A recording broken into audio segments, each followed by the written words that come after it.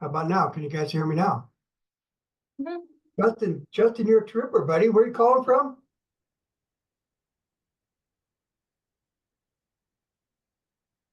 Oh, sorry. There I am. I couldn't find the unmute. I'm in St. Paul, Minnesota for the Association of Prosecuting Attorneys board meeting. So we have a meeting today.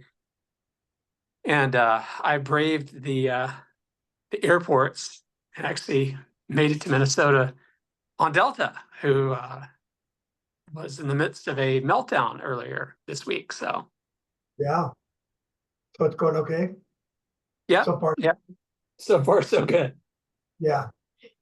Yeah, I always do that. I either catch them when they're on mute and they can't do it, or they're with a mouthful of food at lunchtime trying to eat their lunch too. So I always ask them a question. You know how it goes. Typical stuff. So I don't know if there's a whole bunch joining today. I think there was a lot that were not. So we'll give it a few minutes and see how many show up. If you guys had an opportunity to look through the agenda, there's quite a bit on the agenda. We'll try to get through as much of it as we can. There's just a lot going on, and thankfully so, because all of it's good stuff and all of it's necessary stuff, and I'm happy to be working on a lot of the stuff that's going on. All right.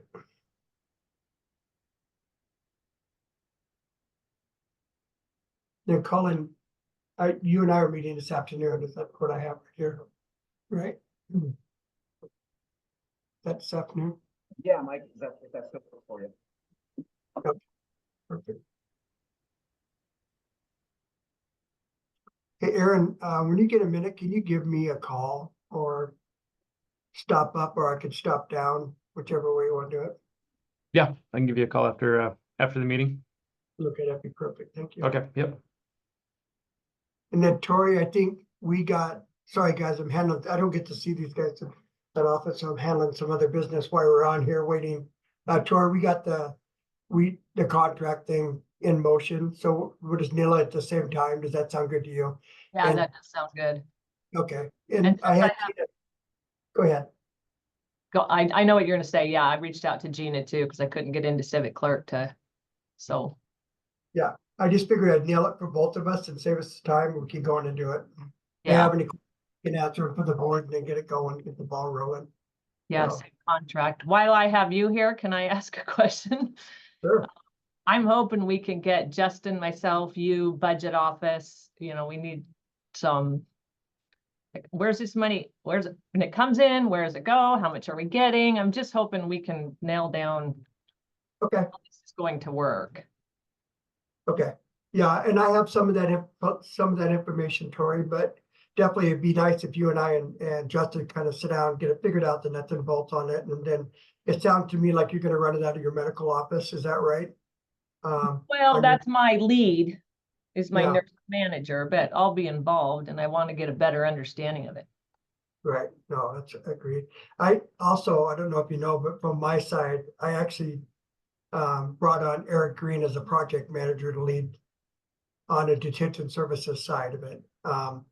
So he also will be an asset to you if you need a resource for you.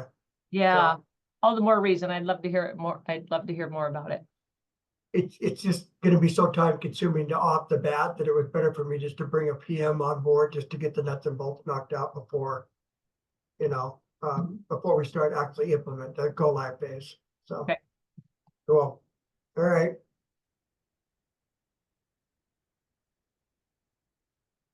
Well, I don't know that we're gonna get a lot more people on.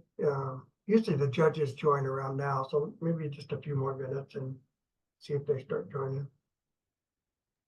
So, Mike, what do we need for a quorum for our meeting?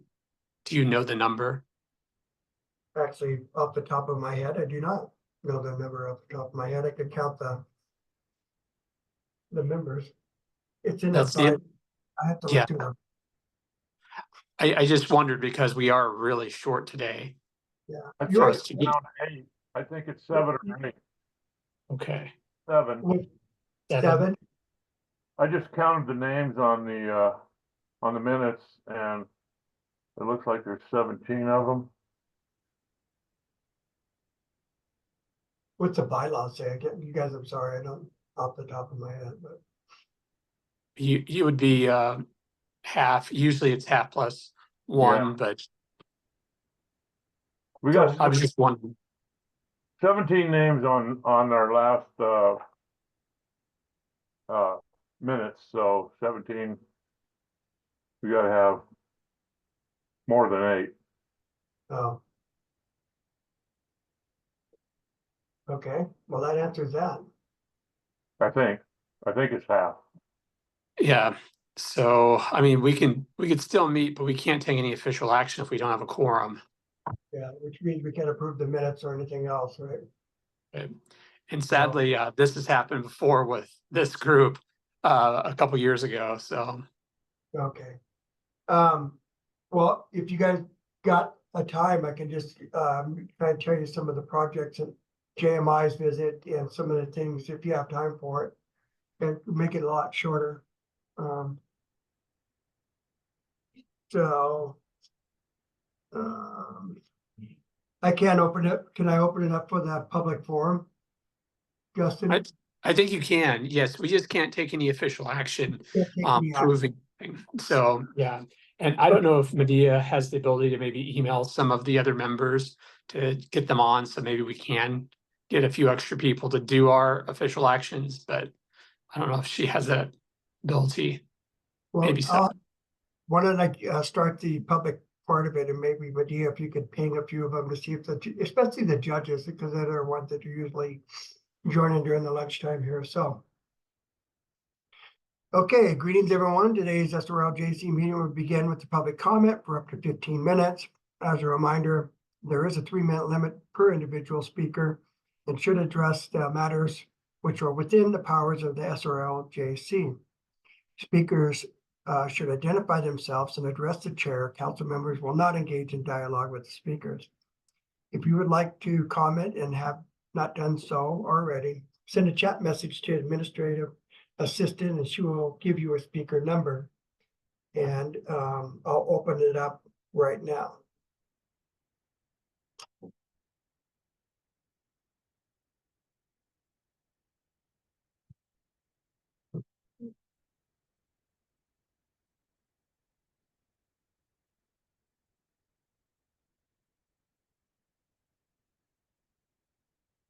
Hey, Medea, do we have anybody that has expressed either by email or by phone or by written correspondence that they would like to address with the SRLJC? We do not. We do not. All right. So this would be the first call for anyone that is wishing to speak to the SRLJC and would like to get a number to do so.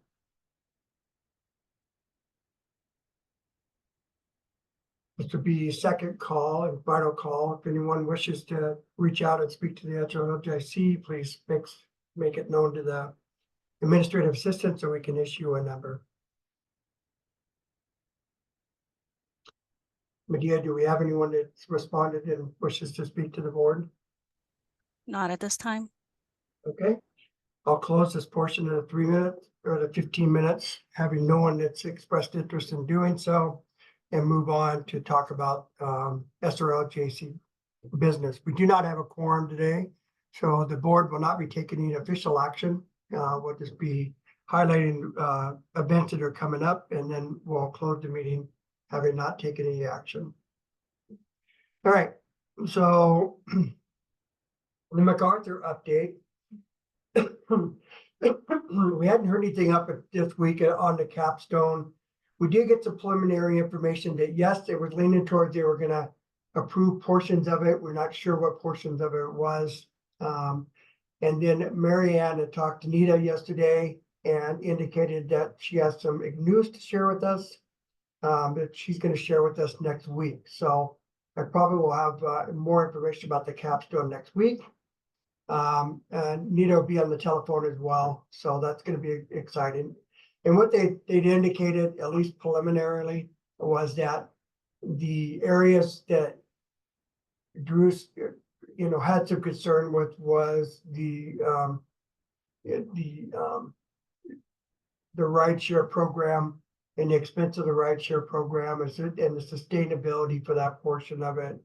And then, just some of the inner workings on the pretrial services that Aaron and I got to flush out. There were some conversations about how things were going to work and do we have a program for it and some of those type of things. But I think we're well beyond addressing those, Aaron.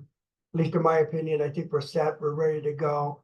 Might have to do some work with some class specs on trying to, get some positions established, but I don't think it's anything that's insurmountable. And I think it's something that we can turn around. There was also a question on the supported release. Would that be an added layer of, us monitoring the individuals? We explained that it would simply be an option. It would probably take more advantage of it in the services of the program if it was at the front end of the process rather than the back end. It's just simply an option for them to use, and then we can monitor and control that.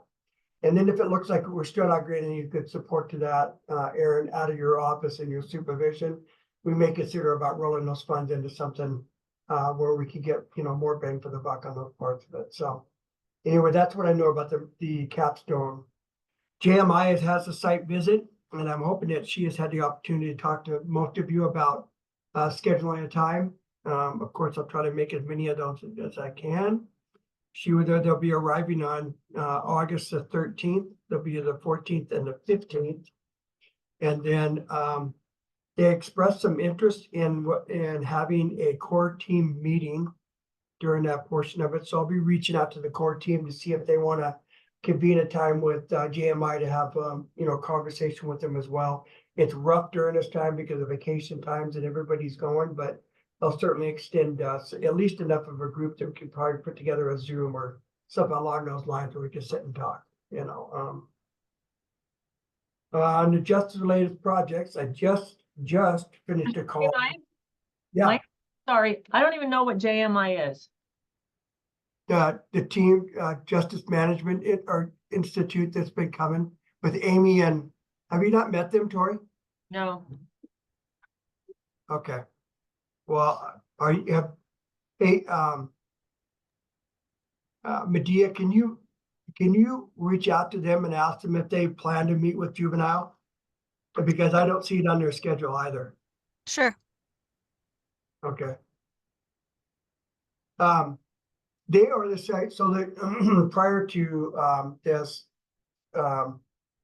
MacArthur chooses different organizations to be the regional governor of kind of the capstone grant, I'm sorry, the MacArthur Foundation and their funds, and how they monitor the projects that offer assistance to the different sites. And so previously it was Vera, and Vera moved on, and since then they have JMI as our rep for the city of Spokane, or for the Spokane County. And so that's what they do, Tori. I'll make sure that the introduction gets made. And I'm sorry, I didn't realize they weren't meeting with you, and they said they've been meeting with Superior Court and those folks over there. I assumed that you would be invited, but that's an assumption I probably should have made. So I'll make sure that they circle back with you and do that as well. Justin, have you heard them say anything about the juvenile from your working with them? No, I because juvenile wasn't part of the actual grant. That's Right. the reason they would not have reached out to Tori. But Tori, JMI is a technical assistance provider that we've had. And like Mike said, we've gone through a couple different iterations, and the two of them are exceptionally bright. Both Marianne and Amy, they're really good. So I'm certain they would love to talk with you and get your perspective on how juvenile sort of connects in, because at the end of the day, it really does. So Really does. having you at part of the conversation, it would be nice. Yeah. So I apologize for the oversight if it was an oversight, Tori, but like you said, you weren't one of the part of the original, grant process, and some of the programs have been working, but you're certainly a valuable part of all of this. So I'll make sure that they reach out to you on that part of it. Okay, on the justice related projects, and Katie, we don't have a quorum, so we're just kind of talking through some of the things. No formal action today from the SRLJC. We do have 8 members now. Oh. Okay. Justin? We have to have more than 8, I bet is what he's gonna say. I think we have Okay. to have more than 8, yeah. Sorry, using my cell phone is not exactly the easiest on the Zoom, but yes, we do need more than 8. And And sorry, then- guys, Stop calling on me, Barbara, because I can't do it on my cell phone. Okay, go ahead. I think we need 10, don't we? If we have 17, we would need at least half of that. So do the math, I guess. Go. Yeah, and my computer is also not working, so I'm in my office, but on my cell phone. So I apologize for being late. I'm having technical difficulties. Okay, I'll move on. Moving on. Here we go. On the just related projects, I don't know if you've all heard about the Crisis Relief and Sobering Center. It's going to, it's a 23-hour and 59-minute sobering center. And as you know, Spokane region has really got a lack of sobering beds and opportunity for people to come down from their drugs and seek assistance and those type of things. So Justin Johnson is leading kind of a new program on it, which is like a 16-bed sobering center that has recliners, and then also there'll be a detox area where they have 8 beds for detoxing as well.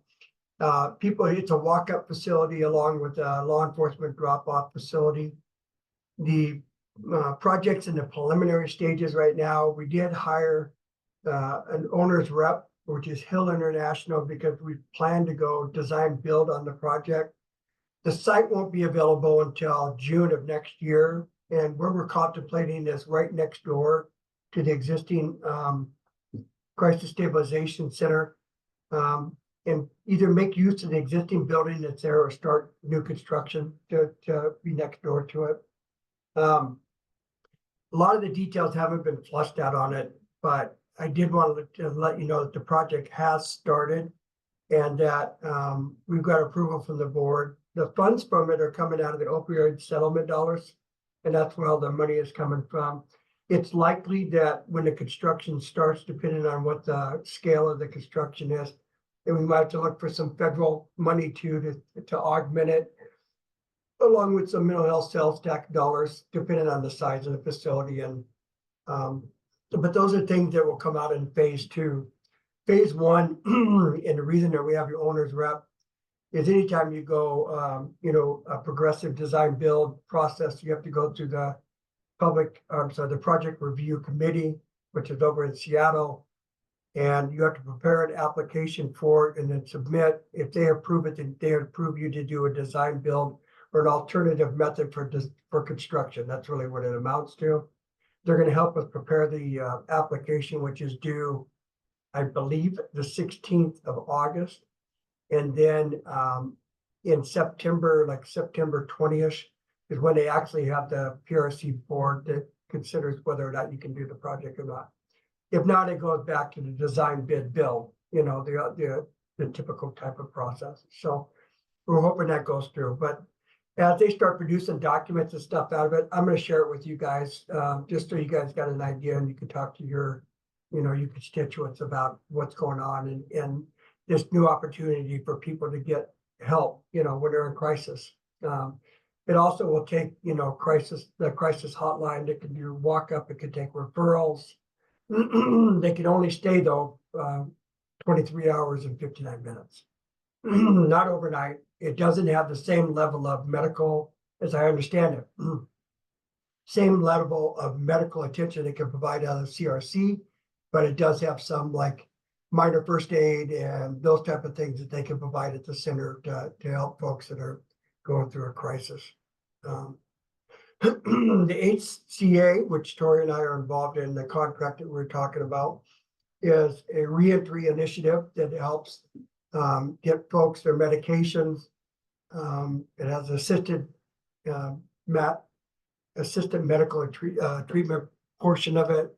It has, what else, Tori? It has several components of it. You can build back the Medicaid dollars for these folks when before they couldn't build back for it. It has assigned caseworkers that are assigned to it.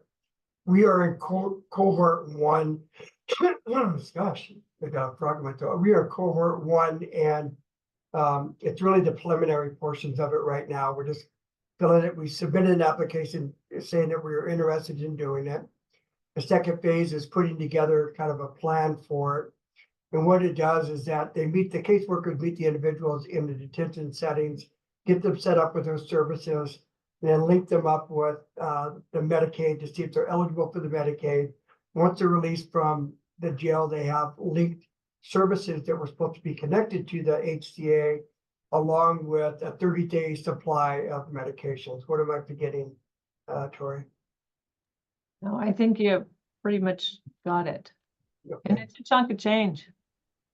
Yeah, it's a good thing because we couldn't bill back for those services that were in detention services, for the mental health services or any of those services. So it gives us an opportunity to bill back for some of those dollars to help, alleviate some pressure on the general fund and some of the other funds that are involved with it. So it's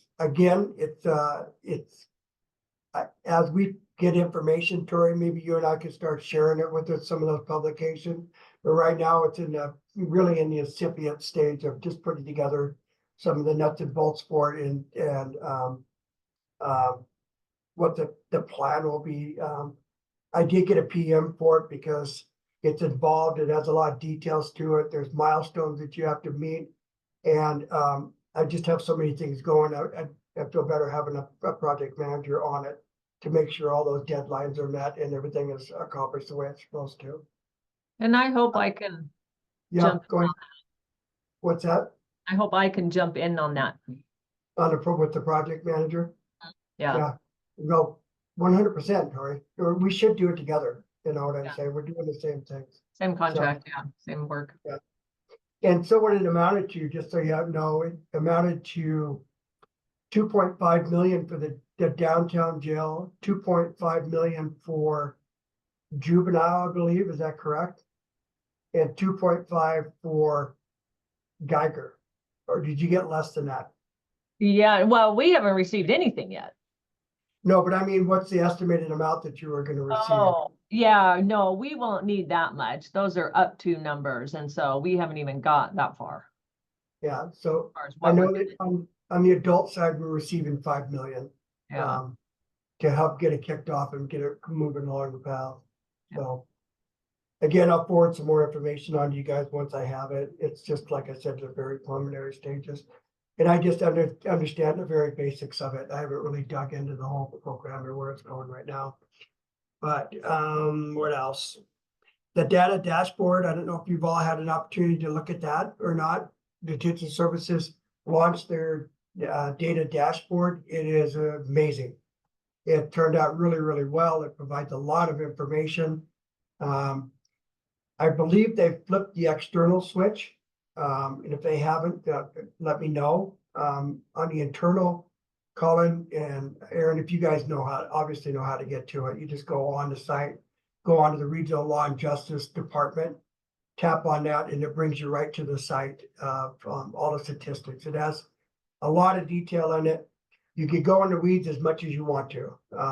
It's built by Power PI, similar to what the health district uses for reporting all their information on. It is really, really quality work. Diane Lindquist and Aaron Lynn did an amazing job with it.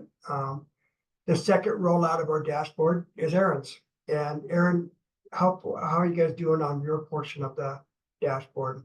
Yeah, we're doing good. We've identified 10 or 11 key data points that we want to share. We're making good progress on figuring out how to pull those from our existing programs and identifying strategies to figure out the ones that we don't know yet. But we're having pretty regular meetings with Ken and Diane, a lot of back and forth. So we're making really good progress with that. And then IT's on board, right? IT's Yep. trying to help you, yeah, which is really cool because rather than doing an Excel spreadsheet or reporting these things out, it'll be there on a regular basis. How many people they're seeing, how many are out on, how many have returned, all of those things that, is okay for everybody to observe. It's really not designed to be a performance thing, as Aaron knows. It's really a reporting system to tell you how you're doing on some of the things that you want to show. You know what I mean? And that's the way we're going to start. on these dashboards. And I know, I've talked to Larry Haskell, and preliminarily he goes, yeah, he'd be interested in it. He has some ideas of what he would like to put out there in cases and those type of, Colin, I don't know if I've had this conversation with you yet. I don't think that I have, but we could build a dashboard for anybody that wants to build it, you know, on the justice side. And so it really would demonstrate to, at least to the public, that they have an understanding of our amount of work that we're producing as a justice system. And it, you know, it takes some of the, you know, the mystery away about some of the things that we're doing. I know that, Justin, I'll toot your horn. The city has done it for a little while. I know Howard Delaney has got a pretty good, robust, kind of stealing a page out of their book. But the more transparent we can be about some of these details, I think it's better. And I think that it gives the public an opportunity to look at it and say, okay, I get what's going on. They say the jail is full, but is it really full? Oh yeah, it's like 900. Yeah, it really is full. You know, I mean, some of those things. And has length of stay. It has red light status, which is important to the law enforcement on how long the cops are waiting outside. It has court level information. It has charge level information on our. So we used to have a pretty, I won't say pretty good, I'll say a fairly minor dashboard that we created with Maggie Gates and Diane for the SRLJC before. This one blows that one out of the water. It's far, far better. And it's far more transparent and outward facing as well. So we're looking forward to just creating these dashboards. If you're open to it, Colin, I'd be happy if you have some key things, you know. I know you've got a lot of things on the horizon, but as far as your case management, you know, schedules and all that kind of stuff that's coming up in the level of attorneys that you have to have. But if you have things that you want to show, how many are you handling through your office? How many, you know, gross misdemeanors versus felonies? How many, you know, those type of things?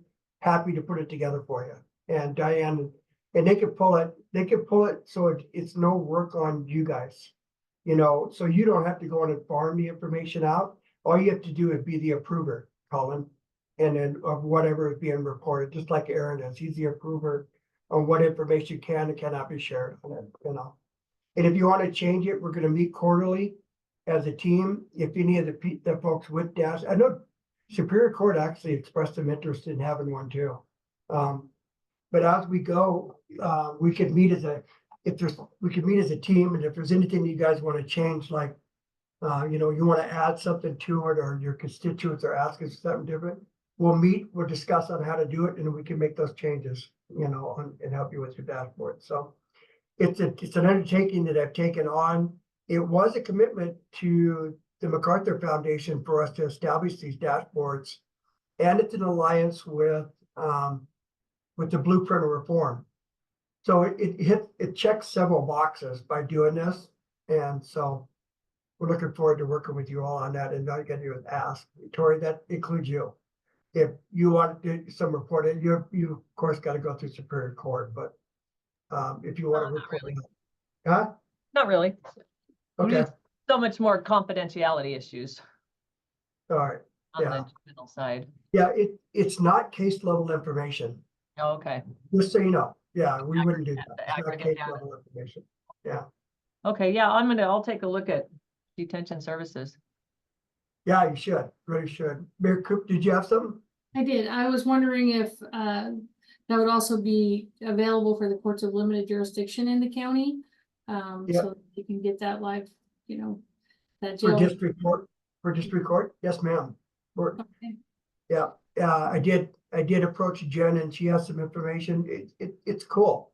How nice would it be to have those tiles live in one area like a lot of other counties do? You just click, you know, it can go as deep as you want to, or just overall information on it, you know. So yeah. Yes, ma'am. We're gonna work with district court. Yeah.